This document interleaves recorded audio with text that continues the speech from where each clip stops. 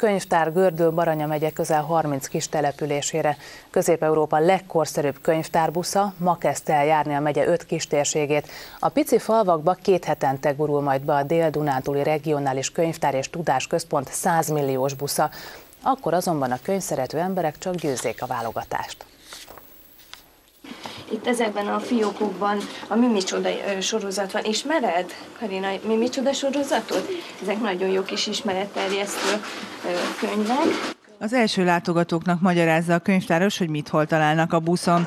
Az akadálymentesített járművet mozgássérültek és a fogyatékkal élők is tudják használni.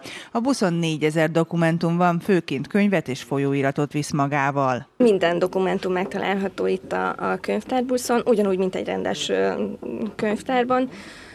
Szép irodalomtól, tehát a felnőtt széptől a gyerek, tehát ifjúsági irodalomig, szakkönyveket, és egy külön gyűjteményt készítettünk a nemzetiségiek számára. Minden könyvben lesz egy ilyen azonosító antenna, és lesz egy ilyen leolvasó, azt előtte lehúzzák, regisztrálja, hogy kinek a nevére melyik könyv lett kikölcsönözve.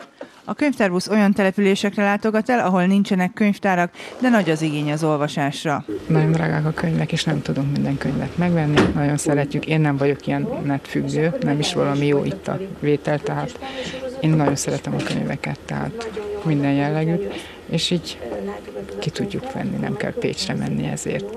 A járművet műholdas parabola antennával szerelték fel, így internetezni is lehet rajta, de segítségével a Pécsi Tudásközpont 1 millió dokumentumot tartalmazó adatbázisát is el lehet majd érni.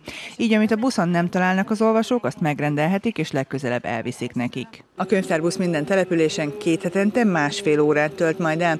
A helyiek a központban találják majd meg, és mindig megmondják nekik, hogy melyik nap és hánykor érkezik pontosan. Az RTL híradó Takács Nikolett tudósította Szőkédről.